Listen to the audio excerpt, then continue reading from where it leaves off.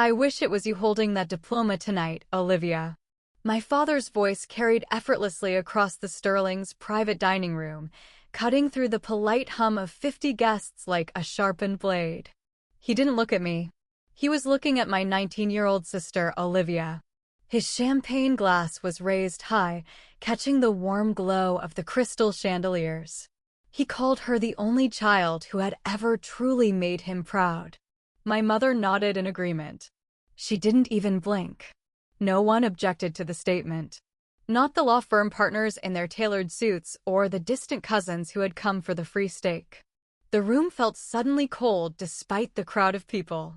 I sat at table 6, tucked away in the shadows near the kitchen doors. My pulse throbbed in the hollow of my throat. I could feel the heat rising in my face, but I kept my spine pressed firmly against the hard back of the chair. I didn't cry. I didn't move.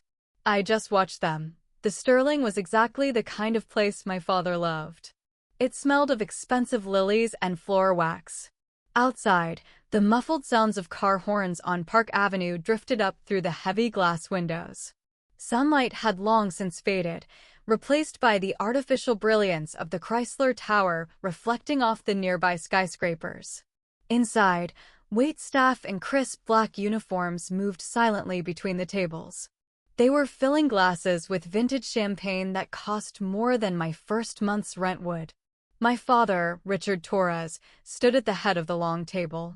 He was a senior partner at one of the city's most respected firms, a man who measured worth in billable hours and legal precedents. He looked at the room with the confidence of a king. He wasn't celebrating a graduation. He was celebrating a brand. I looked down at my hands. They were resting on a white linen tablecloth that felt like starch and judgment. I was gripping the edge of the table so hard my knuckles were white. I had to remind myself to breathe. Slow, shallow breaths. I was wearing a navy blue cocktail dress. It was simple and professional. I had bought it with 3 weeks of overtime pay from my clinical rotations. I had felt beautiful in it when I left my apartment. Now, standing next to Olivia in her emerald gown that cost $3,000, I felt like a servant who had accidentally sat down in the wrong chair. My mother, Patricia, had spent the evening smoothing the silk on Olivia's shoulders. She hadn't adjusted my collar once. She hadn't even looked at my table. I am Madison Torres. I am 22 years old. Tonight was supposed to be my celebration. I just graduated at the top of my nursing class. I spent 4 years studying while my peers were at parties. I worked double shifts at the hospital to pay the tuition my father refused to cover. I had earned every single letter on that diploma. But in this family, nursing isn't a profession. It is a failure of ambition. To my father, I am just a girl who chose to be a servant to doctors instead of becoming a god of the courtroom. I am the first person in 3 generations to break the Torres legal tradition. I am the black sheep. The banner on the far wall told the whole story. It was printed in elegant gold script. It said, "Celebrating the Torres family." It didn't mention my name. It didn't mention my graduation. It was a generic celebration of their own reflection. My father had finalized the guest list without asking me. Out of 50 people, I recognized maybe 10. The rest were business associates and partners from the firm. They were there to network, not to congratulate a nurse. Even Olivia's sorority friends had better seats than I did. I was a guest at my own party, a footnote in my own life. They thought this was the end of the story. My father believed he had successfully minimized me one last time before I disappeared into the anonymity of hospital hallways. He thought he could use my night to announce Olivia's acceptance to Harvard Law, and everyone would just smile and forget I was even there. He was wrong. He didn't know about the notification on my phone. He didn't know about the man currently waiting in the lobby downstairs. My father thought he was the most powerful person in the room. He was about to find out that prestige is a very fragile thing. I need to pause for a second and ask you something. Have you ever felt completely invisible to the people who are supposed to see you best? Have you ever worked yourself to the point of exhaustion just to have your achievement treated like a disappointment? I want to know your story. Drop a comment and tell me where you're watching from, and if you've ever had to stand up to a family that didn't value you. If this hits close to home, please take a moment to like and subscribe. It helps me know that my voice is finally being heard. The indifference in my father's eyes tonight wasn't a sudden change. It was a slow, deliberate erosion that started 4 years ago. I can still see the exact moment the light went out for him. I was 18. I was standing in his study, clutching my acceptance letter to the nursing program. The room smelled of old paper and expensive whiskey. My father was sitting behind a mahogany desk that looked like it belonged in a museum. He didn't look up when I walked in. He was reviewing case files. I remember how my hands were shaking with excitement. I thought he would see the prestige of the university. I thought he would be proud of the scholarship. I told him I got in. I told him I wanted to be a nurse. He set down his whiskey glass with a heavy thud. He looked at me like I had just told a joke that wasn't funny. Nursing? He said the word like it was something he had found on the bottom of his shoe. He asked me if I really wanted to spend the rest of my life as a servant. My mother was standing by the window, adjusting a vase of roses. She didn't even turn around. She just sighed and mentioned that the Torres family had been in law for 3 generations. She said I was the first one to break tradition. They didn't hear a word I said about wanting to help people. They didn't care about making a difference in the most vulnerable moments of a person's life. If it didn't involve a courtroom, it wasn't real work. From that day forward, I became a ghost in my own home. Every phone call home for the next 4 years was the same. My father wanted to talk about Olivia's grades in her pre-law classes. My mother wanted to talk about Olivia's internship applications. They talked about her bright, shining future while I was working double shifts at the hospital to make ends meet. I graduated at the top of my class. I received commendation after commendation from my professors. My parents never attended a single ceremony. They never asked how I was doing. They just waited for Olivia to do something they could brag about. 2 months before this party, I received an email from my mother. There was no greeting. No, how are you? It was just a list of logistics. She told me the party would be held at the Sterling at 7 p.m. on Saturday. She said my father had finalized the guest list. She told me I didn't need to worry about anything. I read that email 3 times. My own graduation party had been planned entirely without me. When I saw the guest list, my stomach dropped. There were 53 names. I knew 10 of them. My friends weren't invited. My nursing professors weren't invited. Even my mentor, Professor Martinez, was left off the list. I called my mother immediately. I asked her if I could invite my own people. I told her Professor Martinez had guided me for 2 years. Her voice was patient, the way you speak to a confused child. She told me this was an opportunity for the family to make an impression.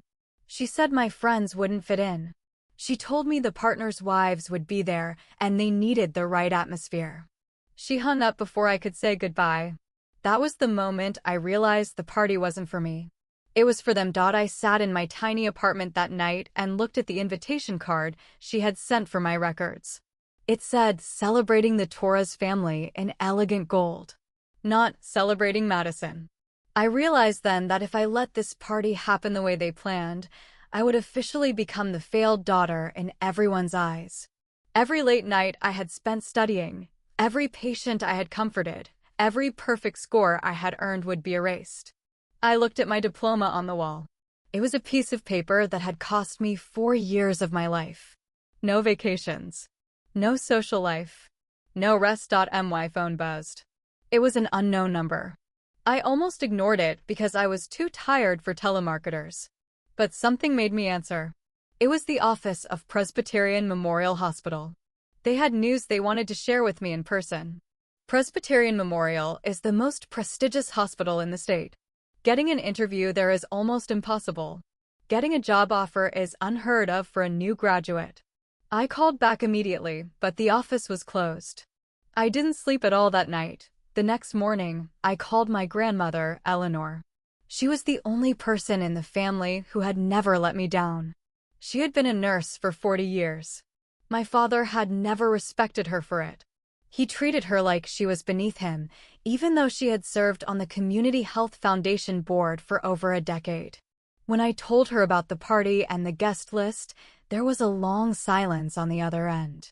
She asked if my father had invited her. I told her I wasn't sure. She laughed softly and told me she would be there regardless. She told me my value didn't depend on whether my parents could see it. Then she mentioned that she had run into Dr. Webb, the recruitment director at Presbyterian Memorial. She said she had mentioned my name to him. I went to my father's house 3 days before the party. I found him in his study. I asked him again if I could invite my mentor. He didn't even look up from his papers. He told me the list was finalized. He said the party was a Torres family event. When I told him I graduated top of my class, he laughed. He said nursing was beneath me. He told me Olivia was going to Harvard Law, and that was what mattered for the family's reputation. He told me to just show up, smile, and try not to draw too much attention to myself. I stood there frozen. Try not to draw too much attention to yourself. At my own graduation party, I told him I understood, but I was lying. For the first time in my life, I was lying to my father. I found my mother in the kitchen. She told me she didn't want to create conflict. She said I was being too dramatic, just like my grandmother. I left without another word. That evening, the formal offer of employment arrived in my inbox from Presbyterian Memorial. The salary was $78,000. That was $13,000 more than the first-year associates at my father's firm made. But it was the second paragraph of the email that changed everything.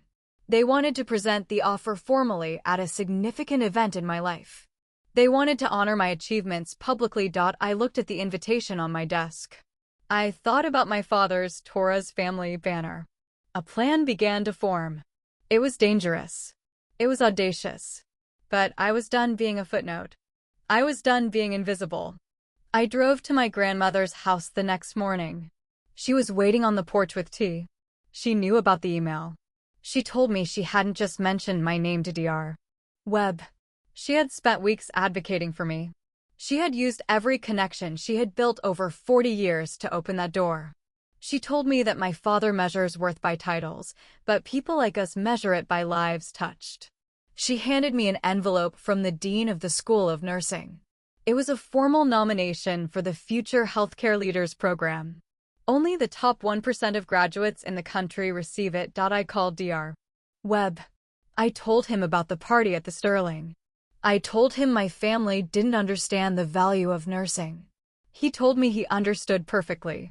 He said he would bring the formal offer and a small surprise. He told me Saturday evening would be memorable. I sat in silence for a long time after that call. I hadn't told anyone my plan. This was my choice. My moment. I was 22 years old, top of my class, and I was about to walk into a room full of people who thought I was nothing. One of those things was about to change. I didn't know exactly how the night would end, but I knew it wouldn't go the way my parents expected. I was done waiting for them to see me. I was going to make it impossible for them to look away. The waiter leaned over my shoulder, his movements as practiced and invisible as a ghost's. He placed a plate of sea bass in front of me, the delicate aroma of lemon and caper butter momentarily masking the scent of my father's expensive cologne. I didn't look at the food. I watched Olivia. She was laughing at something one of my father's junior partners had said, her head tilted back just far enough to show off the diamond pendant my parents had given her for her 19th birthday. She looked like a painting. Perfect. Unattainable. I remember the day they bought that necklace. It was the same day I had received my first semester grades.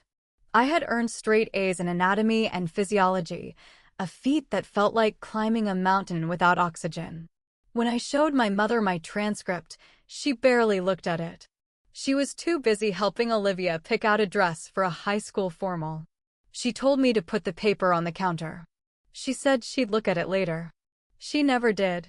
I found it the next morning in the recycling bin, buried under a pile of junk mail and empty wine bottles. It felt like a punch to the stomach. My father tapped his spoon against his glass again. The sound was high and sharp, vibrating against my teeth. He stood up to introduce the next speaker, a man named Marcus Thorne. Thorne was a legend in the legal world, a shark who had never lost a case. He was also the man my father hoped would give Olivia her first internship next summer. As Thorne began a long, rambling anecdote about a corporate merger, I felt a familiar tightness in my chest. It was the same feeling I had during my first clinical rotation at the county hospital. I had been assigned to a patient in room 412, an elderly woman named Mrs.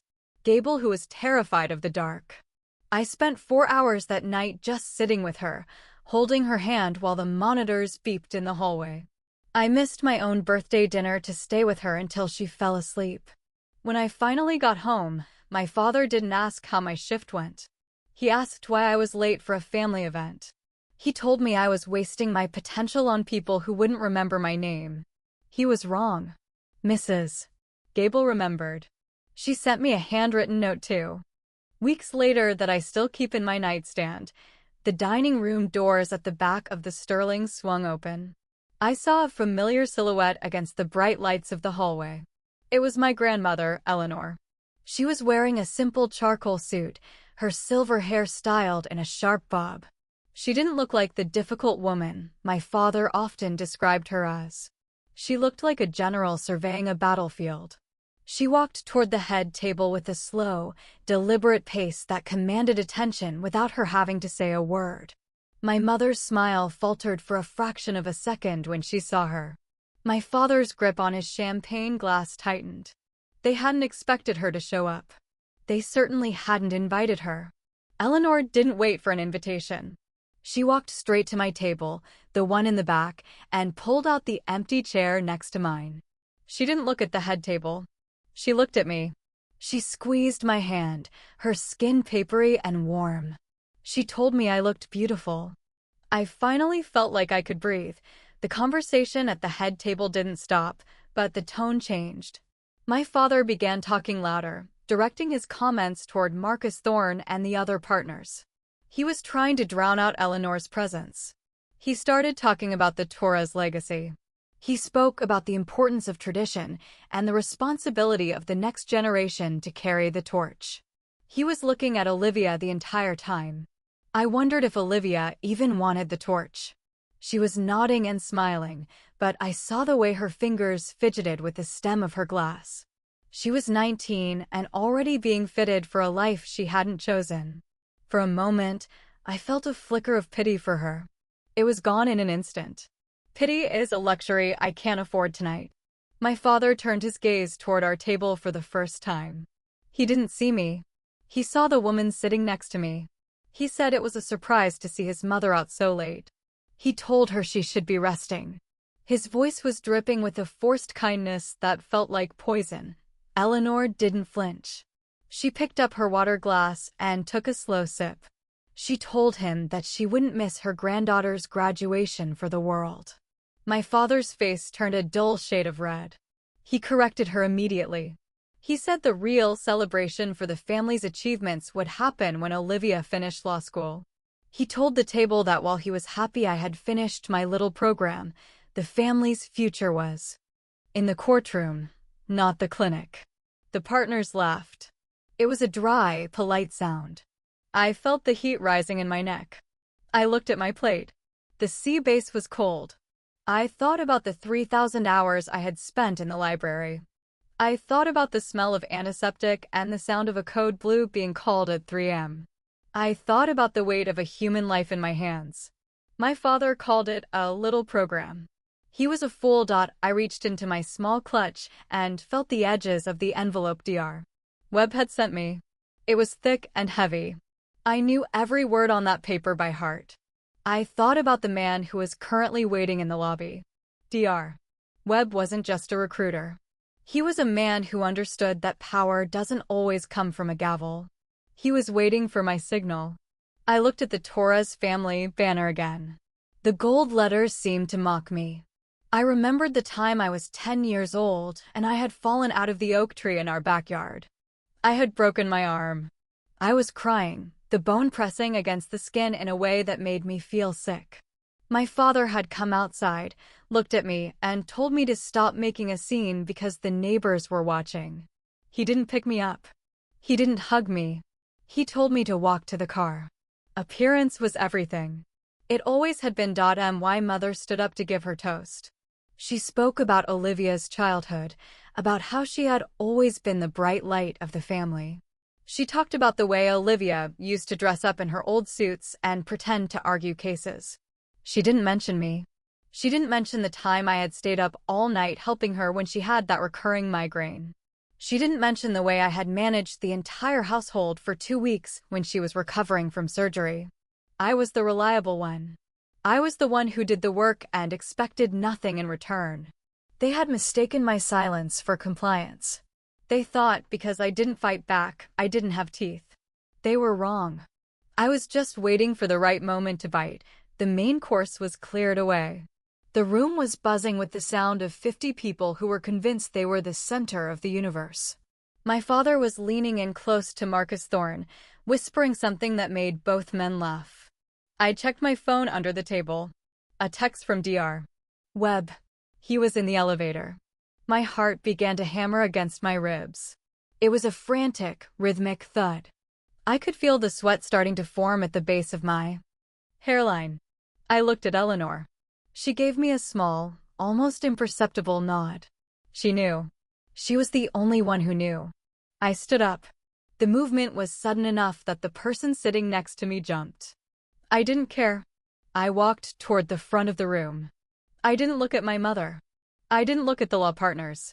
I walked straight to the podium where my father was sitting. He looked up at me, his eyebrows furrowed in confusion. He asked me what I was doing. He told me to sit back down. He said it wasn't my turn to speak. I didn't listen. I took the microphone from the stand. The feedback whine echoed through the room, sharp and jarring. Everyone stopped talking. 50 faces turned toward me. Some were curious. Some were annoyed. My father's face was a mask of cold fury. He reached for the microphone, but I stepped back. I looked out at the room. I didn't see the Sterling anymore. I saw every hospital room I had ever worked in. I saw every person who had looked at me with gratitude when I helped them breathe. I saw my own reflection in the glass of the windows, and for the first time in my life, I didn't look like a ghost. I looked like a threat. I thanked everyone for coming. My voice was steady. It was the voice I used when I had to tell a family their loved one was stable. It was the voice of a professional. I told them that my father was right about one thing. This was a night for celebration. But I told them we weren't celebrating a legacy. We were celebrating a departure. I saw my mother's hand go to her throat. I saw Olivia's eyes widen.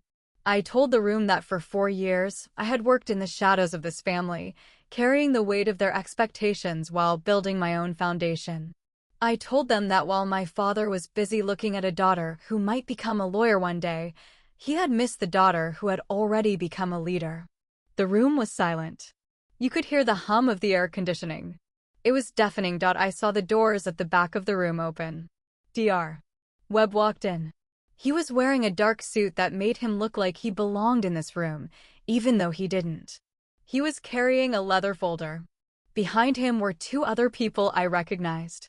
One was the chief of staff from Presbyterian Memorial. The other was the president of the State Nursing Association. My father's jaw dropped. He knew these names. These were people who moved in circles even higher than his own. They weren't there for a legal merger. They were there for me. I felt a surge of adrenaline that made my fingers tingle. This was it. The moment the mask came off, I looked my father directly in the eye and smiled. It wasn't a kind smile. It was the smile of someone who had finally stopped playing a game she was never meant to win. I paused. I wanted them to feel the weight of what was happening. I wanted the partners to see the man they respected look like a fool. I told the room that I had a special announcement to make. I said that while my family was focused on what Olivia might do in the future, I had already been chosen for the present. I introduced Dr. Webb. He walked up to the podium, his presence commanding and calm. He didn't look at my father. He looked at me. He told the room that he was there to formally offer me the position of head of clinical excellence at Presbyterian Memorial. He mentioned the salary. He mentioned the research grant. He mentioned that I was the youngest person in the history of the hospital to receive such an offer. The silence in the room changed. It wasn't polite anymore. It was stunned. I watched the color drain from my mother's face. She looked at my father, but he was staring at Dr. Webb like he was a ghost. Marcus Thorne leaned forward, his interest suddenly piqued. He wasn't looking at Olivia anymore. He was looking at the daughter who had just been validated by the most powerful medical institution in the country. I felt a cold, sharp satisfaction. It was better than any champagne. I thought about the way they had treated me for 22 years. I thought about the recycling bin. I thought about the oak tree. I realized that they hadn't just ignored me. They had underestimated me. That was their mistake. I wasn't the daughter who didn't fit in. I was the daughter who had outgrown them. The party was just beginning, and for the first time in my life, I was the one holding the glass. I was the one who was truly worth celebrating. Everyone else was just a guest. Dr. Webb didn't just stand there. He owned the space in a way my father usually did, with a quiet, unshakable authority that made the air in the room feel heavy. He opened the leather folder and pulled out a single sheet of cream-colored parchment, the Presbyterian Memorial seal embossed in gold at the top. He began to read. He spoke about clinical excellence, about the rigorous standards of the hospital, and about the fact that they had been watching my progress since my sophomore year. He mentioned my research on postoperative recovery protocols. He mentioned the way I had handled a crisis in the emergency room during my final rotation, a night when the sirens never stopped and the floor was slick with the chaos of a 6-car pileup. He described me as a once-in-a-generation talent. The law partners at Table 3 were leaning in now, their polished faces filled with a sudden, sharp interest. They weren't looking at my father anymore. They were looking at the parchment. They were looking at the reality of a success they couldn't dismiss, with a condescending pat on the shoulder. My father's face was a study in controlled panic. I could see the vein in his temple beginning to throb, a tiny, rhythmic drumbeat of frustration that only I seemed to notice. He stood up slowly, his chair scraping against the hardwood floor with a sound like a dying animal. He tried to laugh it off. He told Dr. Webb that there must be some mistake, that Madison was just a girl who liked to help people, not some high-level executive. He used the word girl. He said it with a smile that didn't reach his eyes, a smile that was meant to diminish me back into the quiet, obedient daughter he thought he owned. He told the room that I was likely just a glorified assistant and that the real honors were still to come for Olivia. He was trying to pivot the conversation back to the script he had written. He was failing. I didn't let him finish. I didn't even look at him. I looked at Marcus Thorne, who was watching the scene with the detached curiosity of a predator. I told the room that my father was right about one thing. I do like to help people.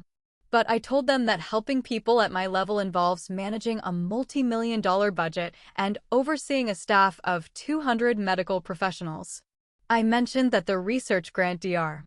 Webb had secured for my department was larger than the annual retainer of most mid-sized law firms. I felt the power of the microphone in my hand. It was a physical weight, a grounding force that kept me from shaking. I was calm. I was precise. I was the exact opposite of the emotional girl my father had described to his colleagues for years. The injustice of it all suddenly felt like a physical weight in my chest. I remembered the winter of my junior year. I had stayed up for 48 hours straight, balancing my finals with a grueling shift in the pediatric oncology ward. I had come home on a Tuesday morning, my eyes burning from the fluorescent lights and my soul feeling raw from the things I had seen.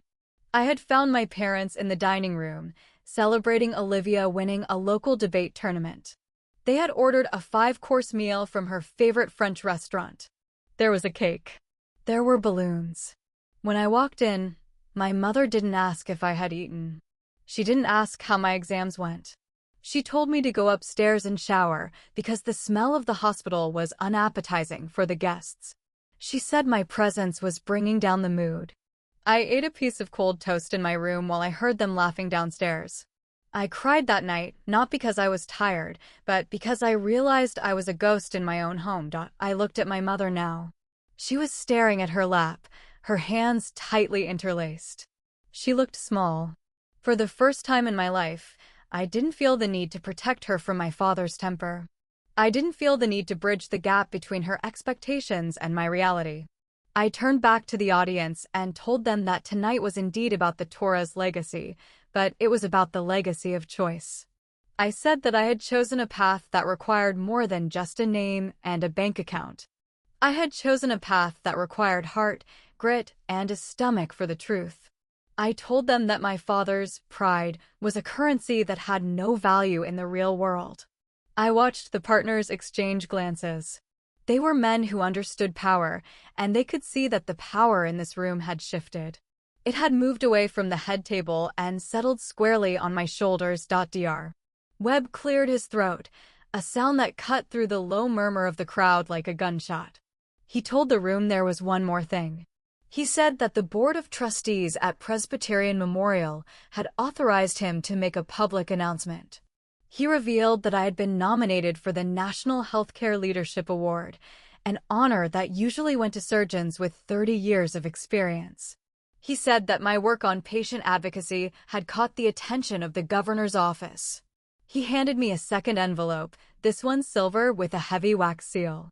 I took it, and for a moment, the room was so quiet I could hear the tick-tick-tick of the grandfather clock in the foyer. It was the sound of a countdown. It was the sound of my father's world ending. I could feel my father's eyes burning into the side of my face. He was humiliated. To a man like Richard Torres, public humiliation was worse than death. He had spent 20 years building an image of a perfect, high-achieving family, and I had just dismantled it in less than 10 minutes. I had shown the most influential people in his life that he didn't even know his own daughter. I had shown them that he was a man who valued a shadow over the sun.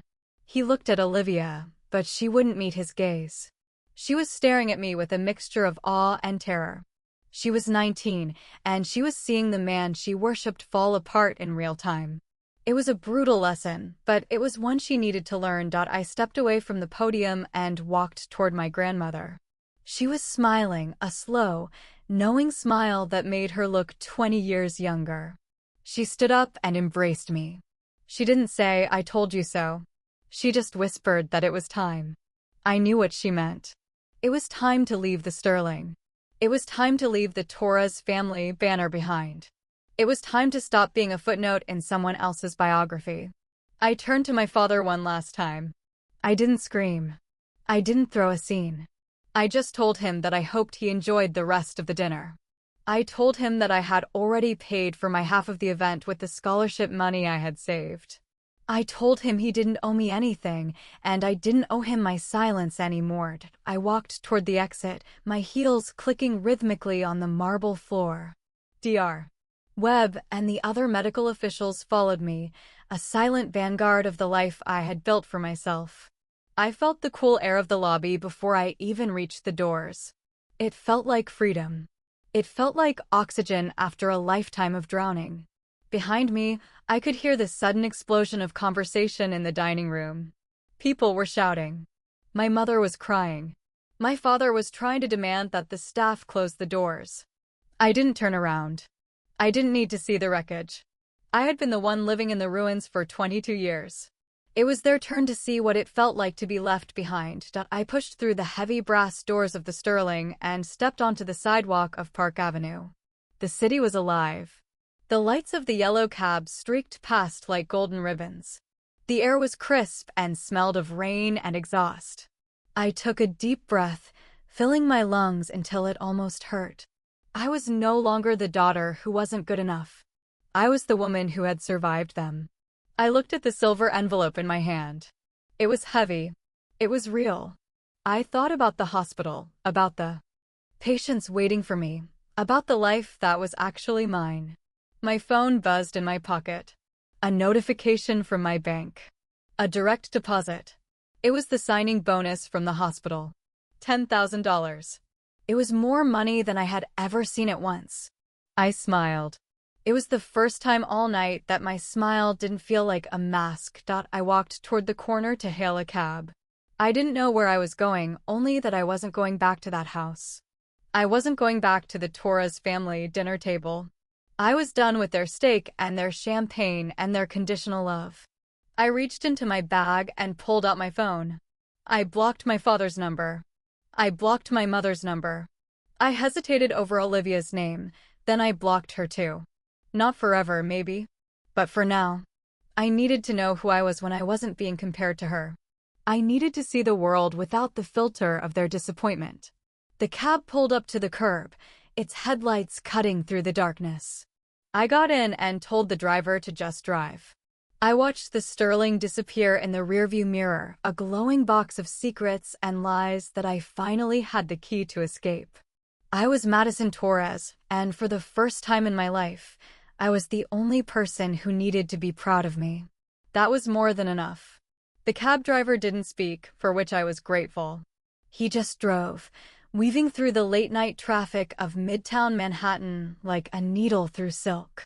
I leaned my forehead against the cool glass of the window and watched the blurred lights of the city smear into long, golden streaks. My heart was still doing that frantic, fluttering thing against my ribs, like a bird trapped in a cage. I looked at my hands. They were resting in my lap, perfectly still, yet I could feel the microscopic tremors beneath the skin. I was a stranger to myself in that moment. I was no longer the girl who apologized for taking up space. I was someone else. I was a woman who had just set fire to her father's reputation and walked away without looking back. It felt like a fever breaking. I reached my apartment in Astoria just as the first hint of a summer rain began to speckle the pavement. My building was a pre-war walk-up with peeling paint and a radiator that clanked like a ghost in the winter, but tonight, it felt like a sanctuary. I climbed the 3 flights of stairs, my heels echoing in the narrow, dim hallway. Every step felt lighter than the last. When I finally turned the key in the lock and stepped inside, the silence hit me like a physical force. It wasn't the heavy, suffocating silence of my parents' house. It was a clean silence. It was the sound of a life that belonged entirely to me. I didn't turn on the lights. I just sat on my thrift store sofa and stared at the shadows on the wall. The silence made me think of the promissory note. I was 19, a sophomore in the nursing program, and I had run out of money for my clinical textbooks. The bill was $342. I had asked my father for a loan, just until my next paycheck from the university library. He had made me sit in his study while he drafted a formal legal document. He charged me 6% interest. He told me it was a lesson in fiscal responsibility. That same afternoon, I watched him hand Olivia $2,000 in cash for a weekend shopping trip to Soho. He didn't ask her for a receipt. He didn't ask her for interest. He just kissed her cheek and told her to have fun. I remember the scratch of the pen as I signed that note. I remember the way the ink looked like a bruise on the paper. I never asked him for a dime again. I reached into my bag and pulled out my phone. The screen was a chaotic mess of notifications. Even though I had blocked their numbers, the digital world has a way of leaking. There were emails. There were LinkedIn messages. My father had even tried to reach me through a professional congratulations message on a nursing forum he didn't realize I knew he followed. I deleted them all without reading. I didn't need to hear his justifications or his threats. I knew the script by heart. He would call me ungrateful. He would say I was being dramatic. He would remind me of everything he had given me, failing to mention that every gift came with a hidden price tag of total submission. He didn't understand that you can't buy a person's soul with a childhood bedroom and a generic graduation party. My phone buzzed again, but this time it was a number I recognized. Grandma Eleanor. I took a deep breath and answered. Her voice was a warm contrast to the cold rain hitting the window. She told me that the Sterling had erupted into a full-scale legal war after I left. My father had tried to sue the event space for allowing unauthorized speakers, a claim so ridiculous it made me laugh out loud. He was lashing out at anything he could reach because he couldn't reach me. She told me that Marcus Thorne had left shortly after I did, but not before telling my father that he was more interested in meeting me than in hiring a 19-year-old intern who hadn't even taken the LSAT yet. That was the real blow. My father's currency was influence, and I had just spent it all. Grandma told me that Olivia was still at the hotel, sitting in the corner of the dining room while our parents argued with the manager. She said Olivia looked like she had seen a ghost. I felt a pang of something, not regret, exactly, but a lingering sadness for the sister I might have had if our parents hadn't turned our lives into a competition. Olivia had been a tool for them, a vessel for their unfulfilled ambitions. She was the success, and I was the lesson. I wondered if she realized that her pedestal was actually a cage. I wondered if she would ever have the courage to jump. Probably not. The cage was lined with silk and paid for with a credit card that never declined. I thanked Grandma and hung up. I walked to my small kitchen and poured a glass of water. My reflection in the darkened window over the sink looked different. The lines around my eyes seemed sharper. My jaw was set. I looked like a woman who was ready for Monday morning. Monday morning was the start of my orientation at Presbyterian Memorial. It was the start of the $78,000 salary. It was the start of the research grant. I thought about the hospital, the way the air smells like ozone and hope. I thought about the patients I would help, the families I would support, and the staff I would lead. I was no longer a ghost in a navy blue dress. I was a force. The injustice of the past 22 years hadn't disappeared, but it had changed shape. It was no longer a weight I had to carry. It was the fuel I was using to build my future. I remembered the time I was 7 and I had won the school spelling bee. I had run to my mother, waving the little gold trophy. She had looked at it, then at Olivia, who was crying because she hadn't won the most improved award in her dance class. My mother took my trophy and put it in a drawer. She told me not to brag because it made Olivia feel bad. She told me that being a big sister meant putting my sister's feelings above my own achievements. I never saw that trophy again. It probably went out with the trash when we moved houses. I went to my bedroom and opened my closet. I pulled out my nursing scrubs. They were charcoal gray, crisp and clean. I laid them out on the chair for Monday. I ran my hand over the fabric. This wasn't just a uniform. It was armor. It was the physical proof that I had built something out of nothing. My father thought prestige came from a name on a glass door.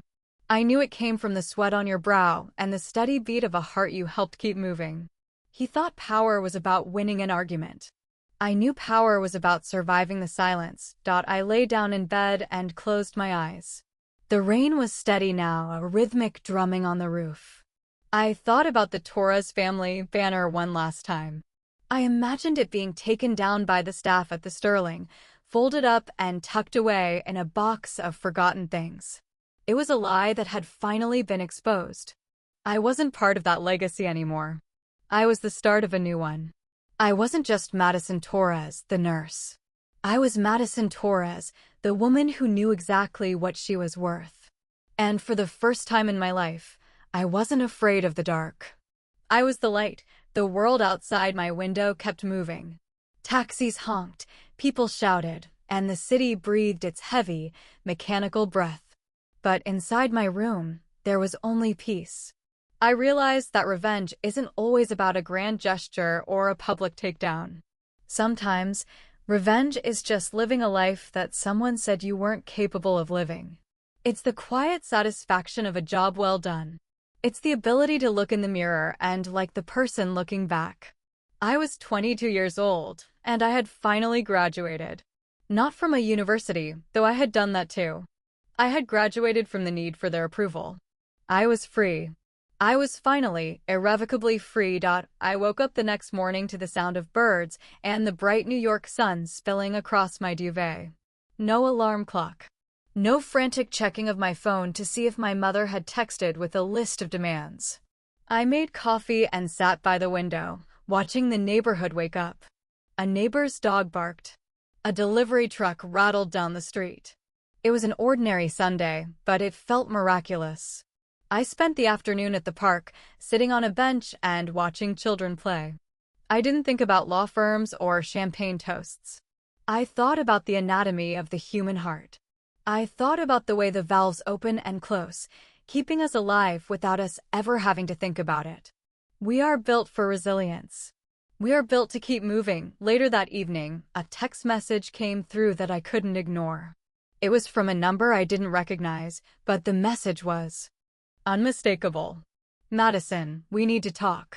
Your father is unwell. Come home immediately. It was my mother. She had used a burner phone or a friend's phone to bypass the block. I stared at the screen for a long time. The old Madison, the one who lived in the shadows, would have been in a cab within minutes. She would have been riddled with guilt, wondering if her actions had caused a heart attack or a stroke. She would have been ready to apologize for things she didn't do. But the new Madison just took a sip of her tea. I knew my father. He wasn't unwell in the physical sense. He was unwell because his ego was bruised. He was unwell because his control had slipped. I replied with 3 words. Call an ambulance. Then I blocked that number too. I wasn't a daughter anymore. I was a medical professional, and my professional advice was to seek professional help. If he was truly sick, a hospital was the best place for him. If he was faking, he wouldn't want the scrutiny of an ER doctor. It was a test, and I had passed. I felt a surge of pride that had nothing to do with my diploma. I had set a boundary, and I had held it. The world didn't end. The sky didn't fall. I just went back to my book. The night before my first day at Presbyterian Memorial, I sat at my small desk and wrote a letter to myself. I wrote about the Sterling. I wrote about the sea base and the gold banner. I wrote about the look on my father's face when Dr. Webb spoke. I wanted to remember the feeling of that moment, the clarity of it. I wanted to remember that I never have to go back to being a ghost. I sealed the letter and put it in the back of my nightstand drawer, next to the note from Mrs. Gable. They were the bookends of my journey. One told me I was a good nurse. The other reminded me I was a strong woman. I was ready. I was more than ready. I was home.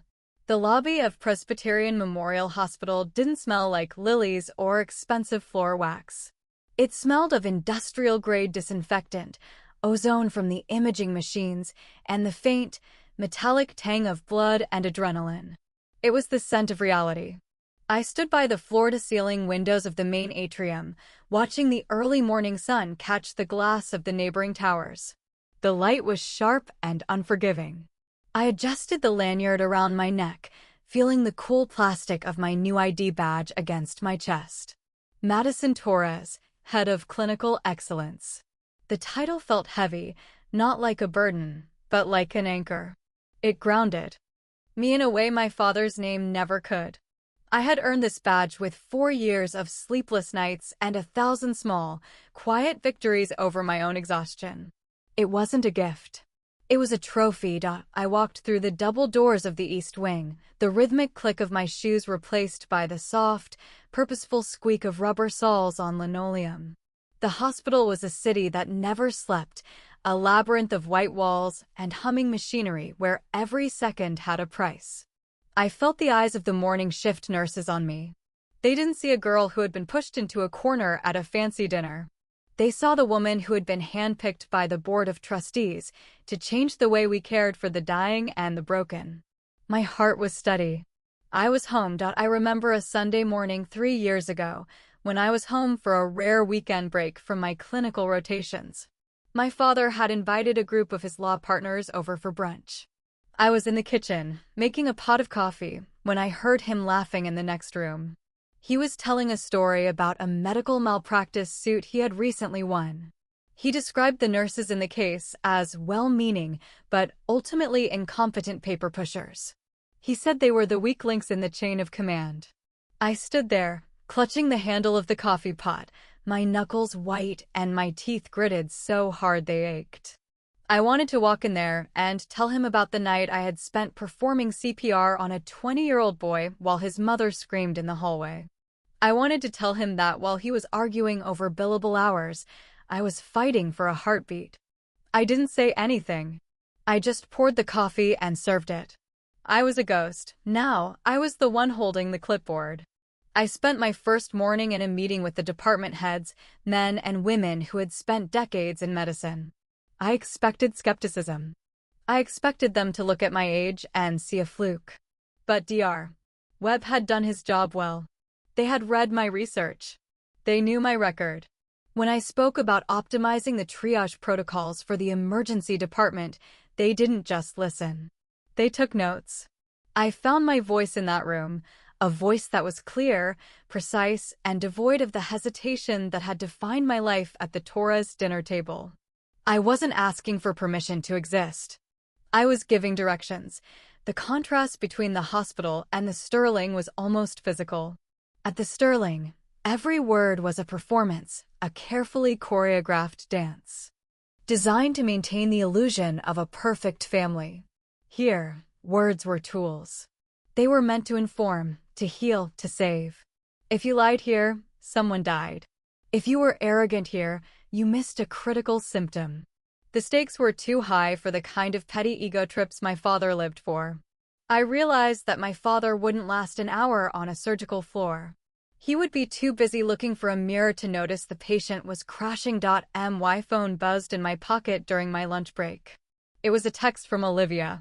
I had unblocked her that morning, a moment of weakness, or perhaps just a desire to see if the smoke had cleared. The message was short. Can we talk? Sunday? I stared at the screen for a long time. I thought about the emerald dress and the diamond pendant. I thought about the way she had looked at me while my father toasted her at my party. There was no apology in the text. No acknowledgement of the 4 years of silence she had participated in. Just a request for my time, as if it were still hers to take. I didn't reply. Not yet. I needed to see who I was without her shadow. I walked down to the cafeteria and bought a cup of black coffee. I sat by the window and watched the ambulances pull into the bay. Every siren was a reminder of why I was here. I wasn't here to be a sister or a daughter. I was here to be a leader. I felt a sudden, sharp memory of the time I had failed a mock code during my first year. I had frozen for 3 seconds that felt like an eternity. My instructor had pulled me aside and told me that in this job, your emotions are a luxury you can't afford when someone else's life is on the line. I had cried in the bathroom for an hour. But I never froze again. The injustice of my childhood wasn't about the money or the clothes. It was about the theft of my identity. My parents had tried to write my story before I could even pick up a pen. They had decided that my worth was a reflection of their own, a moon that only existed because of their sun. But I had realized that I was my own source of light. I didn't need their reflection. I didn't need their approval to be brilliant. I was a nurse, a researcher, and an executive. I was a person who made things happen. Later that afternoon, I was walking past the oncology ward when I saw an elderly man sitting alone in a plastic chair. He looked terrified. I stopped. I didn't have to. I had a meeting with the chief of staff in 10 minutes. But I stopped anyway. I sat down next to him and asked if he was okay. He told me his wife was inside, and he didn't know how to tell their children that the treatment wasn't working. I stayed with him for 5 minutes. I didn't give him a legal opinion. I didn't tell him about my clinical excellence. I just held his hand and listened. It was the most important thing I did all day. It was the thing my father would have called a waste of time. When I finally got back to my office, there was a package waiting for me. It was a box of cookies from Grandma Eleanor, along with a handwritten note. The world is finally seeing what I've always known, it read. Don't let them dim your spark, Maddie. You're the only one in that family who knows what it means to be truly brave. I ate a cookie, the familiar taste of butter and sugar making me feel like a child again, but a child who had finally grown up. I realized then that I wasn't alone. I had Eleanor. I had Dr. Webb. I had the respect of my peers. I was building a new family, One based on merit and compassion instead of blood and obligation. I checked my email and saw a message from the hospital's legal department. My father had actually followed through on his threat to contact the board. He had sent a formal letter questioning my credentials and suggesting that my hiring was the result of unethical influence by my grandmother. I felt a flash of anger, a hot, searing flame in the pit of my stomach. He was trying to take this away from me too. He was trying to reach out from his tower and pull me back down into the dirt. He couldn't handle the fact that I had succeeded without him. He was pathetic. I didn't panic. I didn't call him. I simply forwarded the email to Dr. Webb with a short note. My father is having a difficult time adjusting to my independence. Please handle this as you see fit. I knew what would happen. The hospital's legal team was far more powerful than my father's mid-sized firm. They would crush his little inquiry before it even reached the board. My father had brought a knife to a gunfight. He didn't realize that I wasn't a girl anymore. I was an asset. And the hospital protected its assets. I left the hospital that evening as the sun was setting, the sky a bruised purple and orange over the Hudson River. I felt a sense of peace that I hadn't felt in years. I had survived my first day. I had stood my ground. I walked to the subway, the city noise swirling around me like a familiar song. I was tired, but it was a good kind of tired. It was the fatigue of someone who had done something that mattered. I looked at the reflection of the city in the train window. I looked at the woman staring back at me. She wasn't a ghost. She was a powerhouse. I thought about the Sunday call with Olivia again. I realized that if I did talk to her, it wouldn't be on her terms. It wouldn't be in a French restaurant or at my parents' house. It would be in a coffee shop of my choosing for 30 minutes, and I would be the one to end the conversation. I was done with their games. I was done with their scripts. I was writing my own ending now, and for the first time, I liked where the story was going. I reached into my bag and pulled out my phone. I typed a reply to Olivia. Sunday, 10 a.m. The cafe near the hospital. 20 minutes. I hit send and put the phone away. I didn't wait for a response. I didn't need to. I was the one in charge now. And it felt incredible. The rain on Sunday morning wasn't a downpour. It was a persistent, gray drizzle that turned the sidewalks of Queens into mirrors for the neon signs of the local delis. I sat in a corner booth at the Daily Grind, a small cafe 3 blocks from Presbyterian Memorial. The air smelled of burnt espresso beans and wet wool. I watched the clock on the wall, the second hand ticking with a precision that I found comforting. I had arrived 10 minutes early. I wanted to own the space before she walked in. I wanted to be the one who was already settled, already calm. My hands were wrapped around a heavy ceramic mug of black coffee. It was hot enough to sting, but I didn't let go. I needed the heat to remind me I was present. I was not a ghost. Olivia walked in at exactly 10:02. She was wearing a beige trench coat that looked like it had never seen a raindrop, and her hair was perfectly styled in those loose, expensive waves she had favored since high school. She looked around the cramped, slightly grimy cafe with a delicate wrinkle of her nose.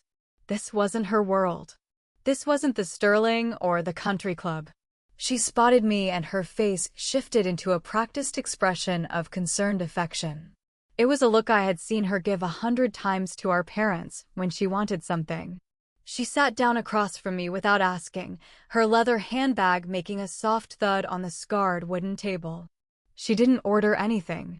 She just stared at me. I kept my voice steady as I asked her what she wanted. I didn't smile. I didn't offer a hug.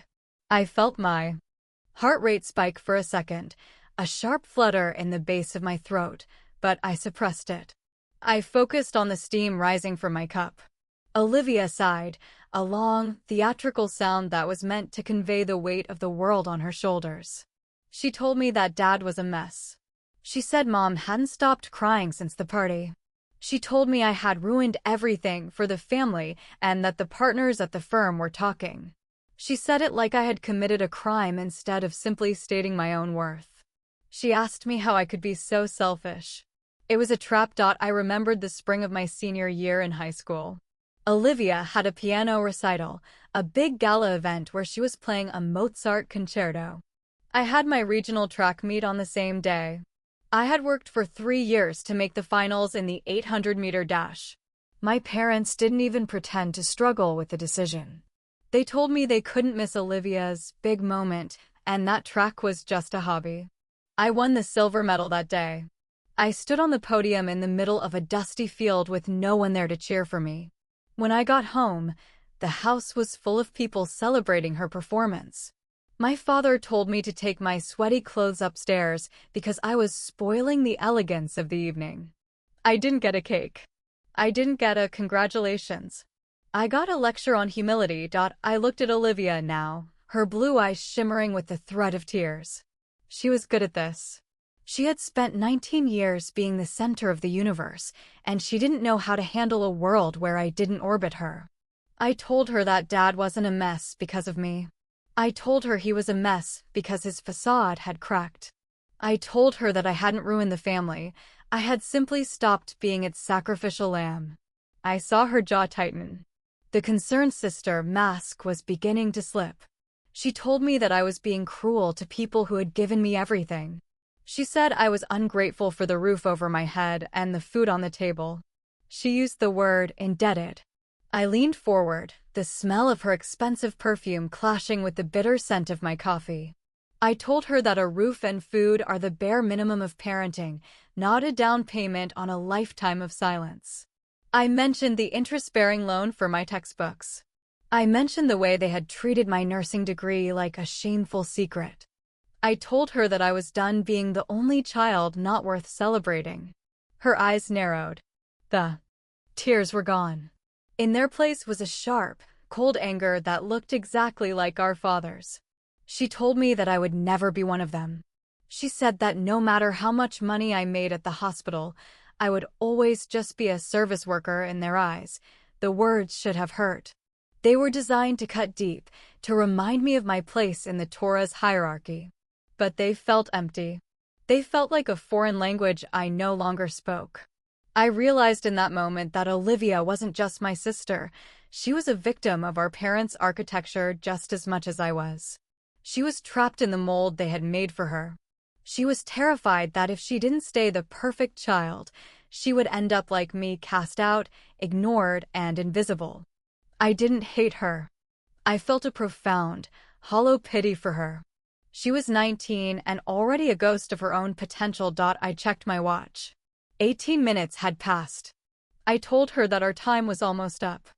I told her that I wasn't coming home for Sunday dinner. I wasn't going to call Dad and apologize for my success. I told her that if she wanted a relationship with me, it would have to be separate from the Torah's family brand. It would have to be just her and me, without the firm or the reputation or the expectations. I asked her if she was capable of that. She didn't answer. She just looked at her phone and said she had a brunch to get to. She stood up, adjusted her trench coat, and walked out of the cafe without looking back. She was gone. I sat there for another 5 minutes, finishing my cold coffee. The rain was still falling outside, but the sky felt a little lighter. I felt a strange sense of closure. I hadn't expected her to change. I hadn't expected a sisterly embrace. I had expected exactly what I got, a final confirmation that the bridges I had burned were built of wood that was already rotting. I stood up and walked to the counter to pay.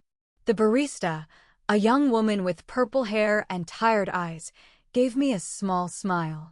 She didn't know my story. She didn't know I was the head of clinical excellence at a major hospital. She just saw a woman who looked like she knew exactly where she was going.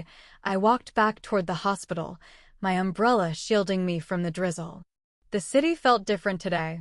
It felt accessible. I passed a florist and bought a small bouquet of yellow carnations for my desk. I thought about the man in the oncology ward and the elderly woman who was terrified of the dark. These were my people. This was my life. I wasn't a service worker. I was a pillar. I was the person people looked to when the world was falling apart. My father could keep his billable hours. I would keep my heartbeats. I entered the hospital through the main atrium, the automatic doors sliding open with a soft hiss. The warmth of the building enveloped me. I felt the familiar hum of the machinery, the steady pulse of the institution. I walked past the legal office and thought about my father's letter. I knew Dr. Webb had already handled it. I knew that my position was secure. But more than that, I knew that I was secure. My worth wasn't a legal precedent that could be overturned. It was a fact. It was a heartbeat. It was real. I reached my office and set the carnations in a glass jar on the corner of my desk. The yellow petals were a bright, defiant splash of color against the white walls. I sat down and opened my laptop. There were 3 new patient protocols that needed my approval. There was a budget meeting at 2 p.m.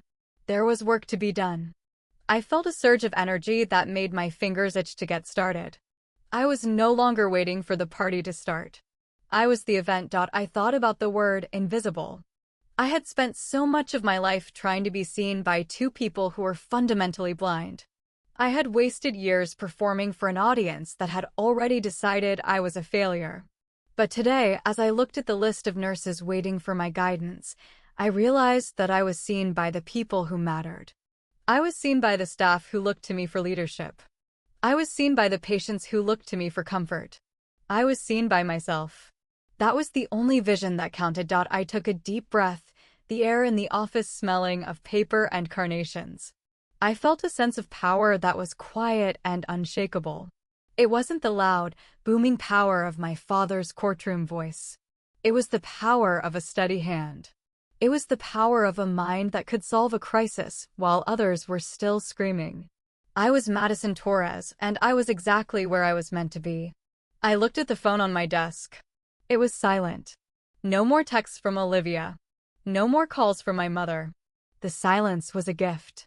It was the sound of a clean slate. I picked up my pen and began to work. Everything was different. I was ready. I walked into the hospital on Monday morning and the air felt different. It was the same sterile scent of lemon-scented floor wax and the low-frequency hum of the MRI machines, but for the first time, I didn't feel like I was holding my breath. I walked past the security desk and the officer, a man named Joe who had been there for 20 years, gave me a sharp nod and a smile. He called me Director Torres. The name didn't feel like a heavy coat anymore. It felt like a title I had forged in a furnace. I went straight to my office on the 4th floor. I didn't check my personal phone. I didn't look for messages from my mother or alerts about my father's firm. I had a department to run, and for the first time in my life, the work was enough. The hospital's legal department sent me a copy of the formal cease and desist they had mailed to my father's office. It was a 3-page document printed on heavy, cream-colored stock that felt like a shield in my hands. I read it while sitting at my desk, the soft hum of the ventilation system the only sound in the room. The language was cold, precise, and final. It informed Richard Torres that any further attempts to interfere with my employment, contact the Board of Trustees, or disparage my professional character would be met with a defamation lawsuit. A lawsuit from a legal team that made his mid-sized firm look like a neighborhood shop. I didn't feel the rush of triumph I had expected. I felt a strange, quiet grief. It was the formal end of a relationship that had died years ago, now just waiting for the paperwork to make it official. My hands were perfectly still. The battle was over. I thought back to the summer I was 14. We were at the beach house in the Hamptons, a place that always smelled of salt air and my mother's expensive sunscreen. One afternoon, my father decided to teach Olivia how to play tennis. He spent 4 hours on the court with her, patiently correcting her swing and cheering for every point she managed to score. I was sitting on the porch, reading a biology textbook I had borrowed from the library. I remember the heat of the sun on my neck and the sound of the ball hitting the racket over and over. I asked him if he would hit a few balls with me when they were finished. He didn't even look up from the court. He told me that tennis required a certain level of grace and athletic instinct that I simply didn't possess. He said it would be a waste of both our time. I spent the rest of the week in the library. I learned the Latin names of every bone in the human hand. I was interrupted by a knock on my door. It was Gloria, one of the senior charge nurses. She looked tired, the kind of deep-seated exhaustion that comes from a 12-hour shift in the ICU, but her eyes were bright. She told me that the patient from room 412, the one I had sat with on my first day, had been moved to the step-down unit. She said his family wanted to thank me. They had brought a basket of fruit and a card that looked like it had been signed by 20 people. I walked down to the unit to see them. The hallway was crowded with gurneys and staff members moving in a frantic, organized dance. I didn't feel like a ghost here. I felt like a conductor. I met the family, and as they thanked me, I realized that my father was wrong about everything. Helping people isn't about being a servant. It's about being the person who stands between a family and their worst nightmare. I was that person. The afternoon was a blur of meetings and data reviews. I was working on a new protocol for reducing hospital-acquired infections, something that could save the hospital millions and save hundreds of lives. I was presenting my findings to the chief of staff and the surgical leads. I stood at the head of the conference table, the same way my father stood at the head of the dining table at the Sterling. But I wasn't there to brag about myself or put someone else down. I was there to provide a solution. I spoke with a clarity that surprised even me. I didn't stumble over my words. I didn't look for approval in their eyes. I knew my data was sound. They agreed to implement the pilot program across 3 wards immediately. I left the room feeling a surge of adrenaline. It was the best feeling in the world. I checked my phone as I walked back to my office. There was a news alert about my father's firm. One of their biggest corporate clients had announced they were moving their business to Marcus Thorne's firm. The article mentioned that Thorne had been impressed by a new generation of leadership he had encountered recently. My heart gave a small, sharp thump against my ribs. I knew what that meant. Thorne hadn't just been impressed by me, he had been disgusted by my father. The Torres legacy was crumbling because the foundation was built on arrogance instead of substance. My father had spent 20 years building a house of cards, and one honest speech from his daughter had brought the whole thing down. I didn't feel guilty. I felt like justice had finally arrived, unbidden and cold. I sat in my chair and stared out the window at the city. The sun was starting to set, casting long, dramatic shadows over the buildings. I thought about the word invisible. I had spent so much of my life trying to be seen by 2 people who were fundamentally blind. I had wasted years performing for an audience that had already decided I was a failure. But today, as I looked at the list of nurses waiting for my guidance, I realized that I was seen by the people who mattered. I was seen by the staff who looked to me for leadership. I was seen by the patients who looked to me for comfort. I was seen by myself. That was the only vision that counted. I remember the time I was 10, and I came home with a perfect score on my state exams. I was so proud. I thought this would finally be the thing that made my father look at me the way he looked at his law journals. I waited for him in the foyer, holding the paper in my hand. When he walked in, he didn't even say hello. He handed me his briefcase and his coat and asked where my mother was. I tried to show him the paper, but he just brushed past me. He told me that getting a good grade was expected, not an achievement. He said Olivia had just won her first gymnastics medal, and we were going out to dinner to celebrate. I put my exam paper in the bottom of my backpack. I never showed him another grade again. I was pulled out of my thoughts by a notification on my computer. It was an email from my mother. It wasn't the usual list of demands or a guilt trip about my father's health. It was a single sentence. I saw the news about the firm today. That was it. No, I'm sorry. No, I'm proud of you. Just an acknowledgement that the world we lived in was changing. I realized that she was scared. For 30 years, her identity had been tied to Richard Torres and his success. Now that his success was wavering, she didn't know who she was. She was looking for a lifeline, and she was reaching out to the daughter she had spent 22 years ignoring. I didn't reply. I wasn't a lifeline. I was a person. I spent the evening walking the floors of the hospital. I liked to do that before I went home. It reminded me of the reality of the work. I saw the night shift coming in, their faces fresh and determined. I saw the families in the waiting rooms, huddled together in the dim light. I saw the nurses at the stations, their eyes glued to the monitors. This was my world. It was a world of hard truths and small miracles. It was a world where you earned your place every single day. I walked out of the main entrance and into the cool night air. The city felt smaller than it used to. It didn't feel like a predatory beast waiting to swallow me up. It felt like a place where I had a home. I caught a cab back to Astoria. As we drove across the bridge, I watched the lights of Manhattan reflecting in the river. I thought about the Sunday call with Olivia and the way she had walked out of the cafe. I realized that I was grieving for her too. She was still trapped in that emerald dress, still trying to be the only child worth celebrating. She didn't realize that the party was over. She didn't realize that the Torres family banner had been taken down. I hoped that one day she would wake up and realize that she didn't have to be perfect to be loved. But I couldn't save her. I had to save myself first. When I got to my apartment, I found a small box sitting in front of my door. There was no return address. I opened it and found a single, antique stethoscope. It was silver and black, the metal worn smooth by years of use. There was a note inside. "This was your great-grandfather's. He was a country doctor. He believed that the heart tells the truth when the mouth lies. I think it belongs to you now." It was from Grandma Eleanor. I held the stethoscope in my hands, feeling the weight of the history it carried. It was a legacy that had nothing to do with law firms or prestige. It was a legacy of service.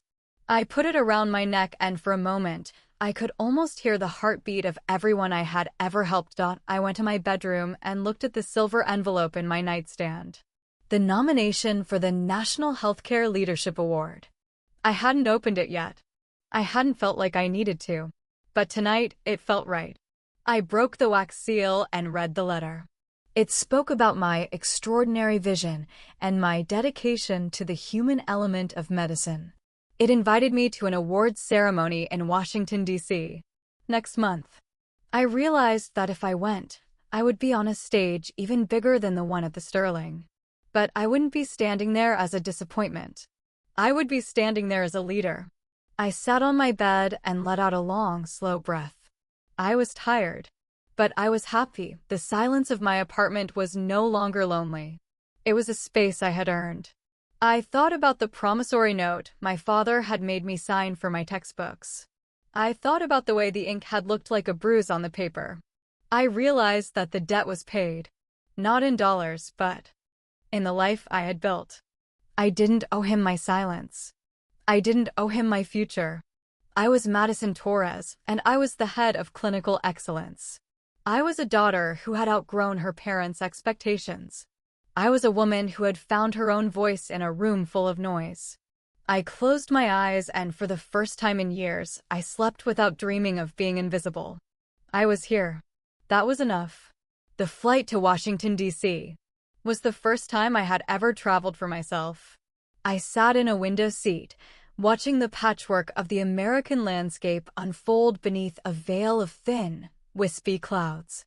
I didn't have a legal brief to proofread for my father or a suitcase full of Olivia's dry cleaning to manage.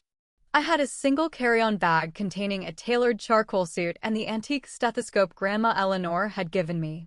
The hum of the jet engines was a steady, low-frequency vibration that seemed to sync with the rhythm of my own heart.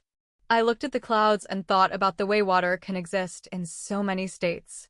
It can be a solid, unyielding block of ice. It can be a life-sustaining liquid. Or it can be a mist that disappears when the sun gets too bright. For 22 years, I had been the mist. I was finally becoming the solid. The venue for the National Healthcare Leadership Awards was the Great Hall of the National Academy of Sciences. It was a cathedral of intellect, with high, vaulted ceilings and a mosaic floor that depicted the history of human discovery. The air smelled of old parchment and the sharp, clean scent of expensive floor wax. It was a different kind of prestige than the Sterling. The Sterling felt like a vault where secrets were kept. This place felt like a library where truths were shared. I stood in the center of the hall, my heels clicking softly on the marble. I wasn't tucked away at table 6. I was on the guest list of the people who were changing the world. My pulse was a steady thrum in my wrists. I didn't look for a place to hide. I remember a night when I was 12. My father had hosted a dinner for a Supreme Court justice who was a distant acquaintance of the firm. He had spent weeks preparing, coaching Olivia on how to curate the perfect polite conversation. I was told to stay in the kitchen and help the caterers. He told me that my clumsy energy would disrupt the flow of the evening. I spent 4 hours washing crystal glasses that cost more than a month of groceries. I watched through the narrow slit in the kitchen door as he introduced Olivia as his shining star. He didn't mention I was even in the house. I broke a glass that night. I didn't tell anyone. I just cleaned up the shards and kept working. As I walked toward the stage to receive my award, I felt the weight of those shards. I felt the weight of every not now and every not you. I looked out at the audience, a sea of white hair, sharp suits, and intelligent eyes. These were the giants of medicine and policy. They weren't looking at my name or my family's reputation. They were looking at my work. Dr. Webb was sitting in the front row, his hands folded over his knee, a look of genuine, uncomplicated pride on his face. He didn't want anything from me. He didn't need me to reflect his own glory. He just wanted me to be there. I reached the podium and looked at the silver trophy. It was cool and heavy in my hand. I didn't talk about the law. I didn't talk about legacies or tradition. I spoke about the silence of a hospital at 3 a.m. I spoke about the way a patient's hand feels when they are transitioning between life and whatever comes next. I told them that leadership isn't about the volume of your voice or the size of your office. It's about the courage to be the person who stays when everyone else leaves. I told them that nursing isn't a secondary profession, it is the front line of humanity. I saw the chief of staff from Presbyterian Memorial nodding. I saw a Nobel laureate in the third row wipe a tear from her eye. My voice was a steady, clear bell. I was heard. The injustice of my family's treatment hadn't disappeared, but it had been rendered irrelevant. My father's firm had officially lost the Thorn account that morning. I had seen the headline on a news app during the taxi ride. The article mentioned stagnant leadership and a failure to adapt to a changing social landscape. My father had spent his whole life trying to control the narrative, but he had forgotten that you can't control the truth forever. He was a man who lived in a house of mirrors, and the mirrors were finally starting to crack. I didn't feel a rush of vengeance. I felt a profound sense of relief. The weight was gone. I stepped down from the stage and was immediately surrounded by people. They didn't want to talk about the Torres family. They wanted to talk about my clinical protocols. They wanted to know how I had reduced infection rates in the oncology ward. They wanted to hear my thoughts on the future of patient advocacy. I spent 2 hours in a whirlwind of intellectual exchange. I was a peer. I was a professional. I was a leader. When I finally made it back to my hotel room, I sat on the edge of the bed and looked at the D.C. skyline. The Washington Monument was a white needle piercing the dark velvet of the night. It looked like a marker. A point of no return. My phone buzzed on the nightstand. It was a text from my mother. It wasn't an apology. She told me that my father was taking a leave of absence from the firm. She said the stress had become too much. She asked if I could come home for a few days to help her manage things. I read the message twice. She didn't ask how the ceremony went. She didn't congratulate me on the award. She was still looking for a servant. She was still trying to pull me back into the role they had written for me. I didn't feel angry. I didn't feel the old, familiar guilt. I felt a clean, sharp clarity. I replied with a single sentence. I told her that I had a department to run and a life to lead. I told her that if she needed help managing her life, she should hire a professional. I hit send, and then I did something I should have done years ago. I deleted the conversation. I wasn't her lifeline. I wasn't his scapegoat. I was a woman who had built a world they weren't invited to inhabit. Boundaries aren't revenge. They are the line you draw between who you are and who others want you to be. Not everyone who shares your blood deserves your heart. Sunday morning arrived, and the Sunday call with Olivia was still on the calendar. I called her from the airport while I was waiting for my flight back to New York. She answered on the third ring. Her voice sounded thin, like paper that had been folded too many times. She told me that Dad was barely speaking. She said the house felt like a tomb. She asked me when things would go back to normal. I realized then that normal was the problem. Normal was the four of us pretending we were a family while I was being erased. Normal was a gold banner at a party where my name wasn't mentioned. I told her that normal was dead. I told Olivia that I loved her, but that I wouldn't be part of the charade anymore. I told her that if she wanted to be my sister, she had to find her own voice. I told her that she was 19 and the world was bigger than our father's study. There was a long silence on the other end of the line. I didn't fill it. I didn't try to comfort her or fix it for her. I let the silence sit there, heavy and honest. Finally, she whispered that she didn't know how to be anyone else. I told her that was the work of a lifetime. I told her I would be there when she was ready to start. Then I hung up. I boarded the plane and took my seat. As we took off, I watched the monuments of D.C. shrink into the distance. I felt a strange, quiet victory. It wasn't the kind of victory you see in movies, with shouting and grand gestures. It was the victory of a steady hand. I hadn't beaten my parents. I had simply stopped losing myself to them. I had stopped accepting their version of my story. I was the author now. The ink was dry. Back in New York, the hospital was waiting. I walked into the lobby on Monday morning and the smell of disinfectant felt like a welcome home. My phone buzzed again. A text from Grandma Eleanor. She had made my favorite cookies and was bringing them by tomorrow. A text from Gloria at work, telling me that the patient from last week had asked about me and called me an angel. I smiled. It was a real smile, the kind that reaches your eyes and stays there. My father wanted me to be invisible. My mother wanted me to stay quiet. They failed. I sat at my desk and looked at the yellow carnations. They were starting to wilt, but they were still bright. I thought about the Torres family banner one last time. It was a lie that had finally been exposed by the light of the truth. Real family isn't about blood or tradition or prestige. It's about the people who show up. It's about the people who see you when you're invisible. It's about the people who celebrate your victories without needing to take credit for them. I had found my family in the wards of a hospital and the quiet encouragement of a grandmother. I was surrounded by love that didn't have a price tag. I picked up my pen and began to review the new clinical protocols. There was a budget meeting at 2. There were patients to see. There was a life to live. I was Madison Torres, and I was exactly where I was meant to be. I wasn't a ghost. I wasn't a footnote. I was the protagonist of my own life. I looked out the window at the city I had finally conquered. The sun was reflecting off the Chrysler Tower, a brilliant, blinding flash of gold.